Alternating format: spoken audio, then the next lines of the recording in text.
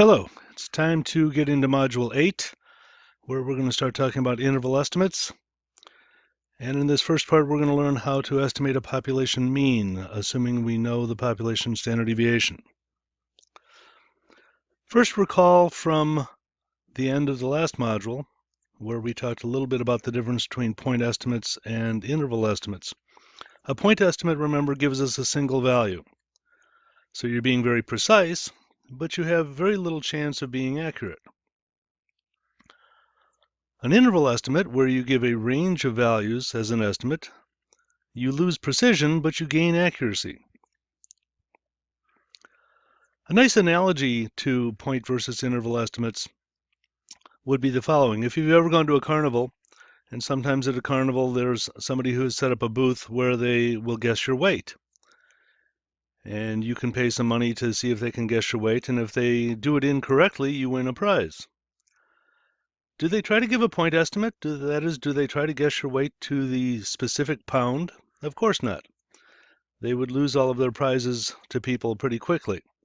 They try to give an interval.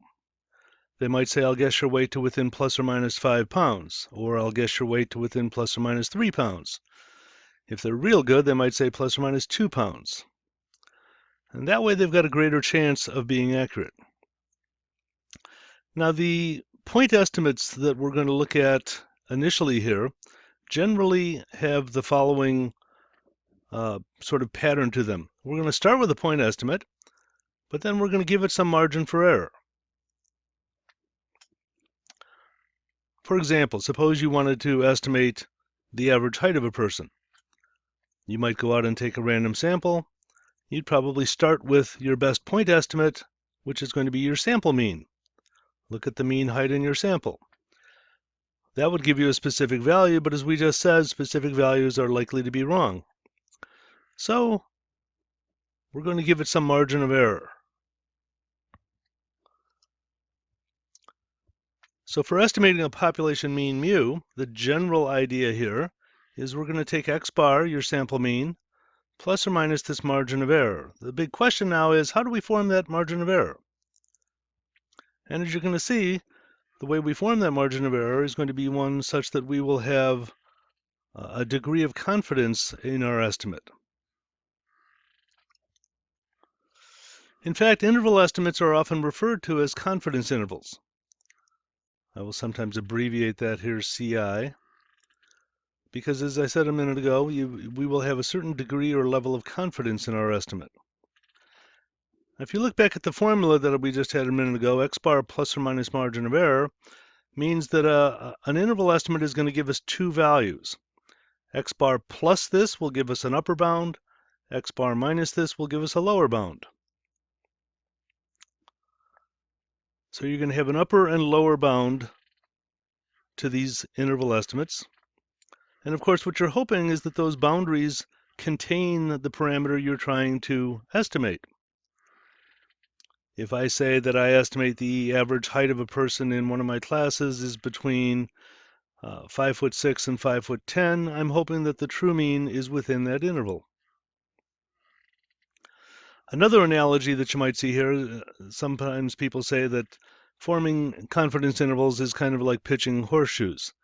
In horseshoes, you throw a horseshoe and you're hoping to get a ringer. You're hoping that the horseshoe encompasses the stake that you threw it at. Well, we're hoping that our interval estimate encompasses the parameter of interest. Okay, we have some more terminology and terms, definitions to get through here before we get to the actual formulas. And when you form an interval estimate, two possibilities. It might be right and it might be wrong. I'm going to let alpha, that's the Greek letter alpha, be the probability of an error. That is, it's going to be the probability of an incorrect confidence interval. So if alpha is the probability of an error, 1 minus alpha is going to be the probability of a correct confidence interval, its complement. Now, of course, since alpha is an error, we generally want the probability of alpha to be low, and therefore the probability 1 minus alpha to be relatively high. Here are some common alpha and 1 minus alpha levels. As I said, you generally want alpha to be low, usually 1%, 5%, or 10%, here in decimals 0.1, 0.05, 0.01. which would translate into 1 minus alpha being 0.99, 0.95, or 0.90. That is, if alpha is 0.01, 1 minus alpha is 0.99, or putting that in percentage terms, we call that the 99% level of confidence. While these are common ones, we could actually choose the level of confidence to be whatever we want. The 95% level is kind of a standard. A lot of research uses the 95% level of confidence. A lot of textbooks use it consistently. But again, we can make the level of confidence to be any level we desire, and we'll use different levels of confidence in different problems. Okay, let's get back to estimating a population mean mu. We're actually going to have two different cases. Case one is what I'm going to call the sigma known case. Suppose we don't know the population mean and we want to estimate it, but suppose we do know the population standard deviation sigma. Or from past studies, we have a very good idea of its value. Sometimes this happens, sometimes there's been previous research on a topic. For example, there's been tons of studies that look at people's IQs, and we generally have a pretty good idea of what the standard deviation of IQs is from those past studies. We're also going to assume from now that you're taking a sample size n of at least 30. And why do we want that? Well, you should recall from a previous module that that allows us to apply the central limit theorem, which tells us that the distribution of x bar, our point estimator, is normal. Now I'm going to give you the formula that we're going to use here, and then I'll kind of explain the formula. Although, again, you don't necessarily have to understand the theory behind confidence intervals. We just need to learn how to use them and interpret them. Under these conditions, if sigma is known and n is bigger than 30, we will calculate our confidence interval in the following way. We'll take x bar plus or minus a particular z value. I'm going to call it z alpha over 2, which means the z value that leaves an alpha over 2 probability above it, times sigma x bar. Recall that sigma x bar, which you learned in the last module, is sigma over the square root of n. So I could write the formula in this way also. It's the same formula. X bar plus or minus z times sigma over the square root of n. As you're going to see shortly, the z value that I use in this formula is what's going to determine my level of confidence. Here's just a definition of all the terms we have here. X bar, of course, is your sample mean. As we said, the z alpha over 2 is the z value that leaves an alpha over 2 probability in the tail of the z distribution. Sigma is the population standard deviation, and n is the sample size. Now, even though you don't need to know really the theory of this formula, I'm going to try to explain the logic to it using a couple of slides here. Recall in the previous module, you learned about the sampling distribution of x bar. Remember, if n is bigger than 30, we can assume this distribution is approximately normal. Remember that its mean is equal to mu, the population mean. So that means that estimating mu is the same as estimating the mean of this distribution, because they're the same value. And remember the standard deviation, which I didn't write out on this slide, but the standard deviation of x bar, the standard error of the mean as it's called, is equal to sigma over the square root of n. Okay, let's go back to our term 1 minus alpha. Remember, 1 minus alpha is going to be the probability of a correct interval estimate. Let's pick an interval around the mean, or imagine an interval around the true mean, that contains 1 minus alpha of all the x bars. Again, we generally want 1 minus alpha to be high, like 90, 95, 99%, or in decimals, 0.9, 0.95, 0.99.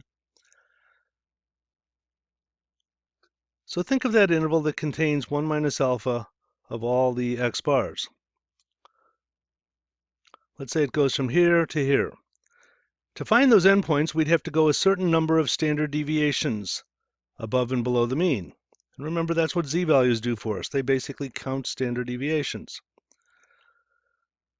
So since an alpha over 2 probability is out in the end, in each end, we're going to say that you have to go z alpha over 2 standard deviations above the mean and z alpha over 2 standard deviations below the mean.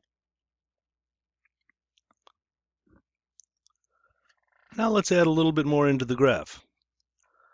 What we're going to basically argue is that whatever we've chosen 1 minus alpha to be, taking us from here to here, as long as I get a sample mean that is somewhere in that interval, I'm going to get a correct confidence interval. And let's see why. Suppose my sample mean happens to be right here, x bar. I'm going to go this distance above and below that x bar for my margin of error. I'm going to go that distance above, that distance below. You should be able to see that the true mean is contained in that interval. This confidence interval would be a correct confidence interval. It contains mu. Similarly, suppose my x bar was right here. I go this distance above and this distance below, and again, the true mean is in this interval. In fact, as long as my sample mean is anywhere from this point to this point, I will get a correct confidence interval. Supposing I happen to get an x bar out here. Now I have an incorrect confidence interval.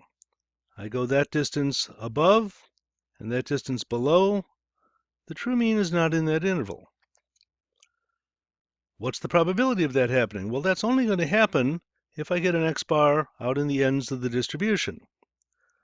And since there's an alpha over 2 probability here and alpha over 2 out there, there's going to be an alpha probability of me getting an incorrect confidence interval, which leaves a 1 minus alpha probability of me getting a correct confidence interval.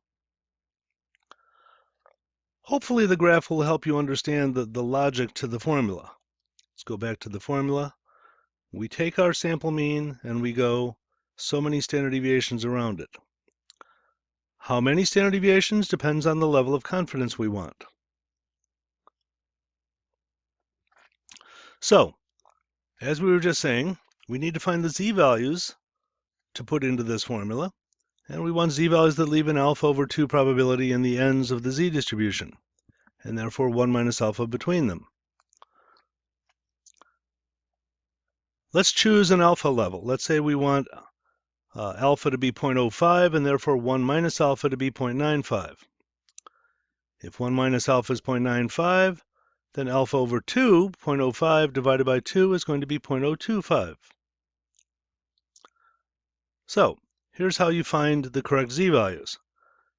We want to find the two z-values that leave 0.95 in the middle, a 95% probability in the middle, and a 2.5% probability in each end. Now, if you're using a table, go to your z-table. It's actually probably easiest to find the one in the left end of the distribution first. You would just go to the negative z-table, and you want a cumulative probability below there of 0.025. And you should find that that z-value will be negative 1.96. By symmetry, then, this one has to be positive 1.96. That leaves an alpha over 2 probability above it. Or you could have found the positive one. It's a little bit harder. Its cumulative probability will be this 0.95 plus this 0.025. So its cumulative probability is 0.975. So if you work backwards in your table, you should be able to get the z-value of 1.96. Again, if you're using a calculator, a TI-83 or 84, you could find those z-values using that inverse normal function on the calculator. What if we wanted a different 1 minus alpha level? Well, here I've given you some of the z-values using the same method that we just did. If you wanted a 1% alpha level, meaning a 99% level of confidence, you'll find that the z-value is right in between 2.57 and 2.58. So we usually interpolate that one to be 2.575. 95% confidence is the one we just looked at. The z-value is 1.96. For 90% confidence, again, it's right in between 1.64 and 1.65. So again, we often interpolate in the middle of those. If you use a calculator, you might get slightly different values than what are here, but not by much. For example, I think on a calculator, the z-value for 99% level of confidence is 2.576. Again, you should be able to find these z-values for any level of confidence, not just the ones that are here, but if we wanted a 98% level of confidence or 92% level, you should be able to find them. And we'll see some of that on later problems. Okay, time to do a problem. Let's suppose in a large city we take a sample of 100 two-bedroom apartments and we get a sample mean rent of $1,500 a month. Assume we know the population standard deviation of rents to be $120. Calculate and interpret a 95% confidence interval for the population mean rent of the two-bedroom apartments in this city. In other words, we want to estimate mu, the population mean rent of two-bedroom apartments. Here's our formula, x bar plus or minus z sigma over the square root of n. X bar was given to us as $1,500. The sample mean. We already know the correct z-value for 95% confidence is 1.96.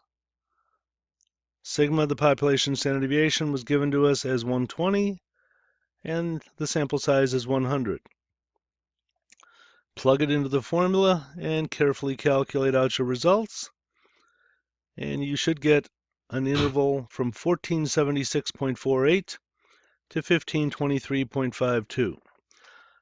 I often write the final confidence interval in this form.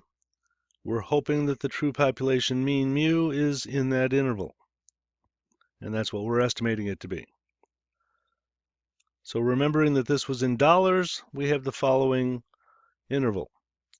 $1,476.48 to $1,523.52.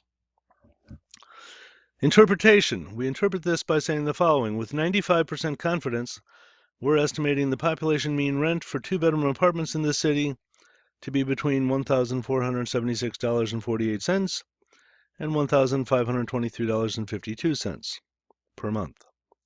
Now, do you know at this point if this confidence interval is correct? The answer is no.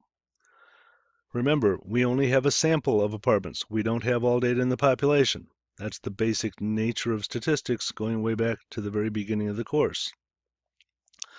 However, we know that we used a method that should have roughly 95% probability of being correct, if you understood the logic of the formula as when we explained it before.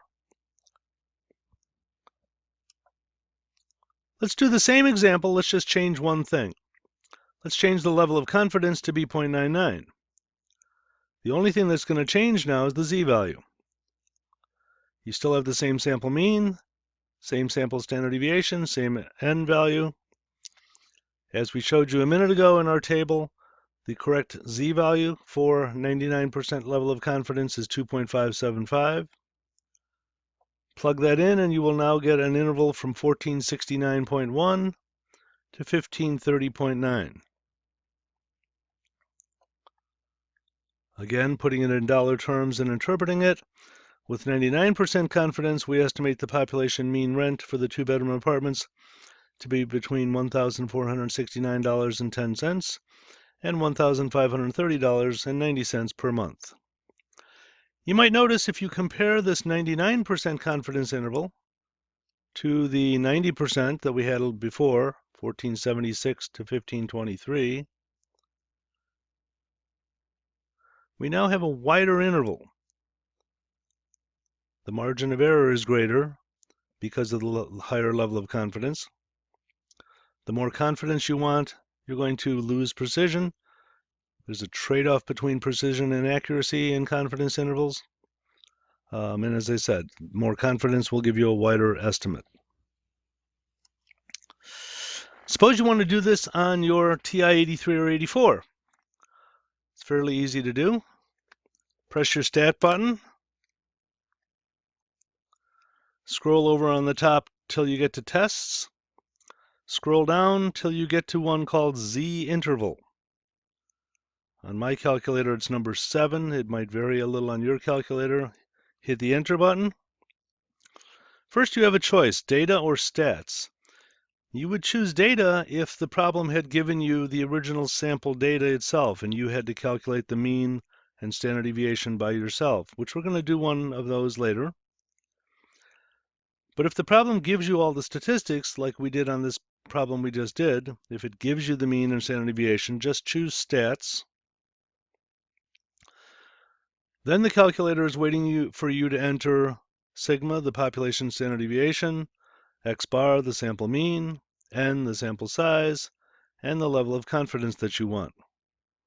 Once you do all of that, you just press the calculate button, and you should get the interval that you're looking for. So you might want to do that with the data that we just used and verify the answer. And that is the end of the first part. What we're going to take up in the next part is what happens if we don't know the population standard deviation.